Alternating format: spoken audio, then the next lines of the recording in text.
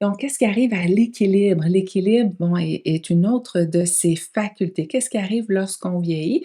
Donc, premièrement, ici, ce qui est hyper important de mentionner, c'est maintenir sa faculté d'équilibre lorsqu'on vieillit. C'est une question de sécurité. Je vais vous partager ici quelques statistiques là, qui sont un peu tristes, mais c'est une réalité. C'est important d'en être informé. Donc, au Québec, les chutes occupent le premier rang des causes de blessures chez les personnes de 65 ans et plus, ce qui indique que 30 des personnes de ce groupe d'âge sont victimes d'une chute à chaque année. 85 des causes d'hospitalisation liées à une blessure sont causées par une chute et ici 95 de toutes les fractures de la hanche sont liées à une chute et on sait que une fracture de la hanche, le temps de convalescence est très long et quand il y a un temps de convalescence de très long, ben, on perd notre force musculaire.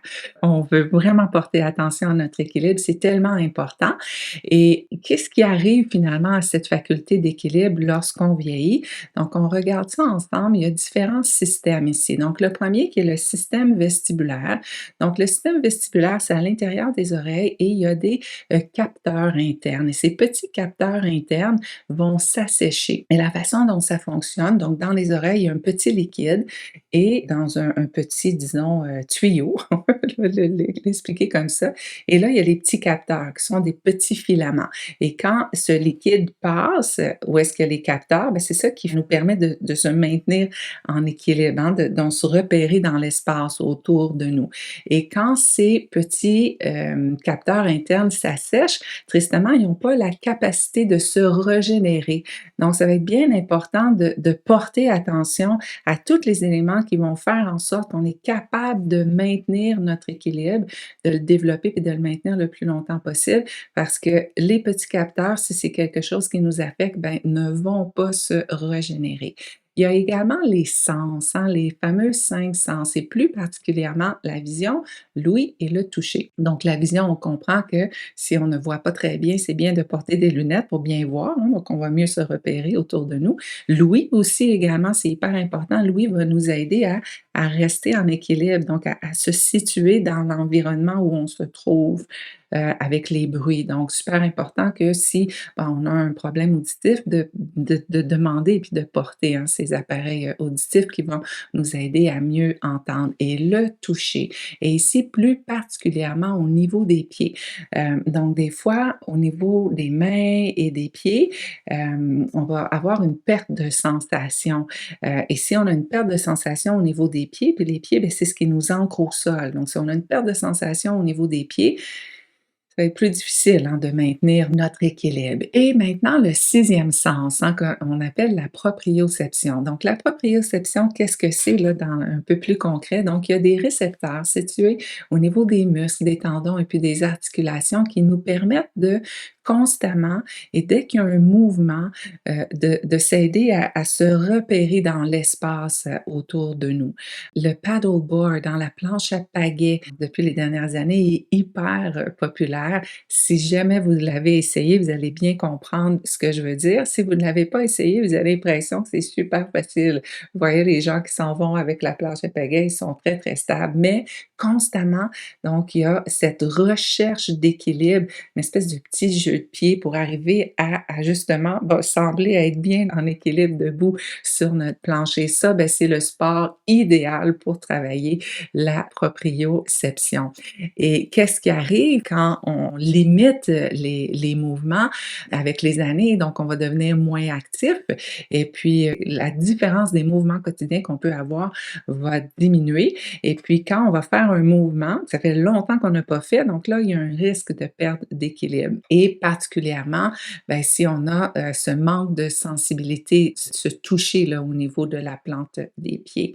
Et évidemment, ben, la force physique et la souplesse, hein, donc on a besoin de la force physique et de la souplesse pour arriver à avoir un bon équilibre. Et ici, ben, comment le yoga peut nous aider à développer tout ça et puis à maintenir. Donc, amélioration du tonus musculaire, ça on l'a dit, en grâce aux postures qui favorisent la force physique, particulièrement la force musculaire. Amélioration de la flexibilité, de la souplesse. Encore une fois, en yoga, il y a plusieurs postures qui proposent des étirements et bien souvent, c'est en contre-posture d'un tonus musculaire qui fait en sorte qu'après une classe de yoga, ben on n'est pas trop courbaturé parce qu'on fait le tonus musculaire, tout de suite après, on fait l'étirement. Tonus musculaire, après, on fait l'étirement. Et l'amélioration de l'équilibre, hein, puisque ben, on a amélioré la force physique, on a amélioré la souplesse.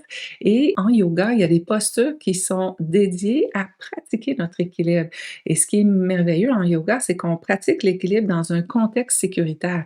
Donc, si votre équilibre est peut-être plus ou moins bon là, ces temps-ci, donc vous pouvez opter pour un cours avec chaise. Vous pouvez déposer une main contre le mur pour vous aider à maintenir. Et puis, je répète souvent, souvent dans mes classes, j'ai des classes dans la programmation régulière qui sont spécifiquement axées sur l'équilibre. Et je dis aux gens, ce n'est pas parce qu'on perd l'équilibre dans une classe où je propose beaucoup de postures d'équilibre qu'on n'est pas bon. Au contraire, on va essayer de se challenger dans un contexte sécuritaire puis aller à la limite de notre faculté d'équilibre. Et là, ben, on travaille beaucoup cette fameux tonus musculaire. On améliore aussi le toucher, particulièrement au niveau des pieds, hein. Le yoga se pratique pieds nus et puis on prend le temps d'étirer les orteils. La mobilité des orteils est fondamentale pour arriver à maintenir un bon équilibre.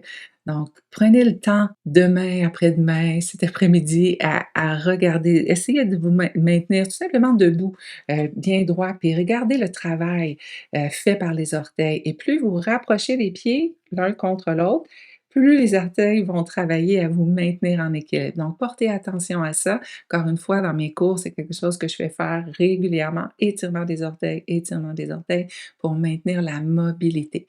Et puis, bon, on en a parlé tout à l'heure, amélioration de la proprioception, hein. Le fait de, en yoga, d'être constamment invité à rester concentré dans les sensations physiques. Donc ça, c'est quelque chose là sur lequel j'axe beaucoup, beaucoup. Je demande aux gens de toujours rester concentrés dans le mouvement au lieu de rester dans la tête, hein. Donc là, on arrive à respecter la proprioception puis travailler avec la proprioception. Également, l'amélioration de la confiance en soi au niveau de l'équilibre. Donc, si on développe notre force physique, notre force musculaire particulièrement, et si on améliore notre axe du corps, ben automatiquement, on va être plus confiant dans notre équilibre et amélioration de la concentration. Donc, la respiration puis la méditation qui font partie intégrante de la discipline du yoga vont nous aider à rester concentrés. Et une chose fondamentale qu'on apprend dans les classes de yoga, c'est le développement de la conscience du corps. Donc, des fois, on est toujours dans notre tête, dans nos pensées, et on ne prend pas le temps de déposer notre attention dans le corps. Et le corps nous parle constamment, nous envoie des signes constamment. Mais si on est toujours dans notre tête à ruminer mille et une choses qui sont bien souvent pas très essentielles pour le moment présent, on n'est pas dans la conscience du corps et le yoga nous permet de développer cette conscience. Et il faut se rappeler aussi l'importance des accessoires, particulièrement dans les classes d'équilibre. Donc, est-ce qu'une classe avec chaise peut vous aider? Est-ce que pratiquer avec des blocs de yoga peut vous aider? Donc maintenant, qu'est-ce qui arrive à l'agilité? Premièrement, qu'est-ce qui est l'agilité? Donc, l'agilité est notre faculté d'arriver à maintenir son équilibre tout en étant en mouvement. Et évidemment qu'on a besoin de force physique, de flexibilité et d'équilibre pour arriver à développer puis à maintenir notre agilité. Et puis, l'agilité est aussi la vitesse de mouvement. Donc, imaginez que vous êtes à New York, c'est un jour de semaine, c'est l'heure du lunch, il y a des milliers de personnes dans la rue. Les New-Yorkais marchent hyper rapidement, puis vous essayez de vous frayer un chemin, hein. Donc, vous avez besoin beaucoup d'agilité pour éviter les gens qui arrivent d'un pas très, très pressé. Ou encore, imaginez que vous essayez d'attraper un ballon au vol. Donc, il y a le ballon qui arrive et hop, vous voulez. Donc, ça demande beaucoup d'agilité et de vitesse de mouvement. Et la vitesse de mouvement est reliée à votre force musculaire. Si vous avez une bonne force musculaire, ben, vous êtes possible d'être rapide dans les mouvements. Et également, beh, la coordination. Donc, coordination est reliée à la vitesse à laquelle le système nerveux relaie l'information entre le cerveau et tous les membres du corps. Puis ça, on va en parler un petit peu plus en détail tout à l'heure. Donc, comment le yoga peut vous aider à maintenir, hein, cette, agilité? Premièrement, améliorer la force musculaire, la flexibilité et l'équilibre, on vient tout juste de le dire. Amélioration de la vitesse de mouvement dans la mesure où on a un bon tonus musculaire et prise de conscience de nos limites. Ça, c'est tellement important. Il y a pas d'obligation d'aller rapidement, hein. Des fois, quand on prend de l'âge, on est hyper exigeant avec nous, puis on se dit: «Ah, il me semble, ça va pas assez vite», tout ça. Donc, on n'est pas obligé d'aller rapidement, particulièrement si vous êtes à la retraite, mais vous devriez avoir un petit peu plus de temps, quoique tout le monde à la retraite me dit: «Mon Dieu, j'ai jamais été aussi occupée que depuis que je suis à la retraite». Mais, heu, prenez votre temps, d'accord? Il y a pas d'obligation, hein, donc c'est pas obligé d'aller aussi rapidement qu'on allait quand on était plus jeune. Et puis, soyez bienveillant envers vous-même, hein. Donc le yoga va définitivement vous apprendre ça, la bienveillance. Du moins, mon enseignement est axé en permanence sur la bienveillance. Donc, on va aussi améliorer la capacité de concentration, hein. Donc, quand on bouge dans une séquence de mouvements qui enchaîne des postures, on vient renforcer le mental parce qu'on doit rester bien concentré sur les mouvements. Et ça va nous aider à améliorer notre capacité de concentration. Et puis le développement de la conscience du corps. Donc ça, c'est tellement important. Et le fait de yogater en virtuel, entre autres choses, va vraiment vous aider à développer cette conscience du corps. Donc, il n'y a pas quelqu'un qui est là tout le temps, qui vous ajuste le corps. C'est comme ça dans la vie de tous les jours, hein. Quand on bouge puis on va à nos occupations, il n'y a pas tout le temps quelqu'un qui est là, qui vous surveille, qui dit: «Hop, le dos, hop, ici, on monte». Donc, de yogater en virtuel, quand on est dans notre bulle chez nous, tout ça, donc ça nous aide à développer cette conscience du corps qui va tellement nous être utile dans la vie de tous les jours. Et donc le dernier point qui est amélioration de la coordination, donc particulièrement dans les postures dynamiques, où est-ce qu'il y a des séquences qui nous invitent à bouger de façon précise et de façon rapide. Et ça, évidemment, ça va dépendre du type de cours de yoga. Et les postures au sol. Donc les postures au sol, il y a certains cours que j'enseigne où j'invite les gens à aller au sol. Ça, c'est une faculté à ne pas perdre, à maintenir ou encore réapprendre à descendre au sol et à remonter. Peu importe la douleur qu'on peut avoir au genou, il faut trouver la façon. Ne jamais perdre cette faculté, elle est, hyper importante. Puis pas hésiter à utiliser des accessoires adéquats pour nous aider à descendre au sol et puis à remonter, puis essayer de le pratiquer à tous les jours, d'accord?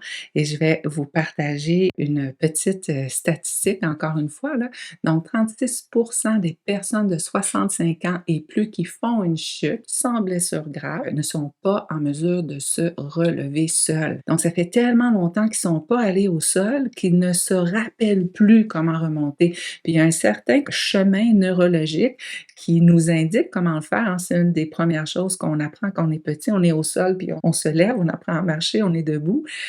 Donc c'est hyper important de ne jamais perdre cette faculté.